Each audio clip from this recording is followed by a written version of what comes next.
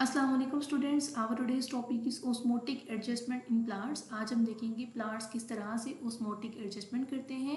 Basically जो ये word है ओस्मोटिक, ये वाटर के लिए स्पेसिफाई है, ठीक है, कि ये वाटर मेंटेनेंस किस तरह से प्लांट्स करेंगे अपनी बॉडीज के अंदर। ठीक, तो on the basis of habitat in which the plants live, तीन तरह से इन्हें कैटेगराइज कर दिए गए हैं। The first is hydrophytes, the second is xerophytes and the third is halophytes. तो ये तीन तरह के प्लांट्स हैं, अपने हैबिटेट की बेस पे इन्हें डिवाइड कर दिया गया है। ठीक, और इनमें से आज हम हाइड्रोफाइट्स में डिस्कस करेंगे वाटर मेंटेनेंस किस तरह से होता है। जो आपका टॉपिक है वो होम्योस्टेसिस चैप्टर नंबर 11 से है। ठीक, और ये जो टॉपिक है ये है ओस्मोटिक एडजस्टमेंट इन प्लांट्स, ये पेज नंबर 20 से है। ठीक, आपकी बुक का पेज नंबर 20 है।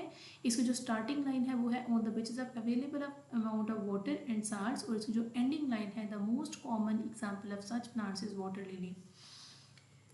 सो osmotic adjustment in hydrophytes, hydrophytes में वाटर मेंटेन किस तरह से होता है। ठीक, तो फर्स्टली आपको ये नाउ हाउ होनी चाहिए कि हाइड्रोफाइट्स का हैबिटेट क्या है। ठीक है, तो hydrophytes are the plants which live completely और partially submerged in fresh water. Hydrophytes वो वाले प्लांट्स हैं जो कि कम्प्लीटली या फिर पार्शली फ्रेश वाटर में रहती हैं। तो क्या आपको लगता है कि इन तरह के प्लांट्स को जो है वो किसी भी वाटर शॉर्टेज को फेस करना पड़ेगा? बिल्कुल भी नहीं, बल्कि इनके पास तो एक्सेस वाटर होता है। ठीक है, तो इन्हें इस तरह का मैकेनिज्म फाइंड आउट करना है जिनके थ्रू ये अपना एक्सेस वाटर अपनी बॉडी से रिमूव कर सकें। Such plants do not face shortage of water. इन तरह के प्लांट्स को क्या है कि कोई शॉर्टेज ऑफ वाटर फेस नहीं करना पड़ती।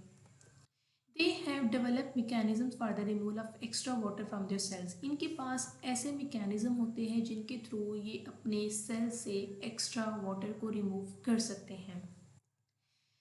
They have broad leaves with large number of stomata on their upper surface. सबसे पहली जो इनकी structural adaptation है, structural adaptation होता है कि वो कौन सी चीज़ है जिसे उन्होंने अपने organ को किस तरह से modify किया है एक्स्ट्रा वाटर को रिमूव करने के लिए। ठीक है, तो वो कौन सी स्ट्रक्चरल एडेप्टेशन है, वो कौन सी स्ट्रक्चरल वेरिएशन है, उन्होंने अपने स्ट्रक्चर में क्या चेंज लाया है जिनके थ्रू वो अपना एक्स्ट्रा वाटर रिमूव कर सकते हैं। तो पहली जो स्ट्रक्चरल एडेप्टेशन है वो क्या है, they have broad leaves with large number of stomata on their upper dermis.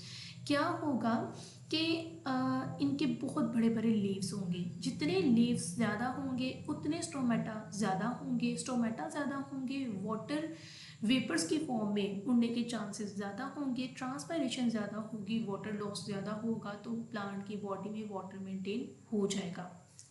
This characteristic help them to remove extra amount of water. ये जो करेक्टरिस्टिक है ये ने अपनी बॉडी से एक्स्ट्रा वाटर को रिमूव करने में हेल्प करती है। एग्जाम्पल क्या है, वाटर रिलीज। ठीक, लुक एट दिस डायग्राम, आप देख रहे हो कि ये हाइड्रोफाइट्स है जो कि कम्प्लीटली या पार्शली फ्रेश वाटर में मर्ज्ड है। ठीक, तो क्या होगा कि इनके बहुत बड़े बड़े लीव्स हैं ताकि मैक्सिमम स्टोमेटा हो इनकी बॉडीज पे। मैक्सिमम स्टोमेटास होंगे, इजीली वाटर ट्रांसफर होगा, इजीली वाटर इवेपोरेट करेगा और वाटर मेंटेनेंस हो जाएगी। ठीक, large leaves with a lot of stomata, बहुत बड़े बड़े लीव्स हैं और बहुत बड़े बड़े क्या हैं, स्टोमेटास हैं। Any question? Thank you.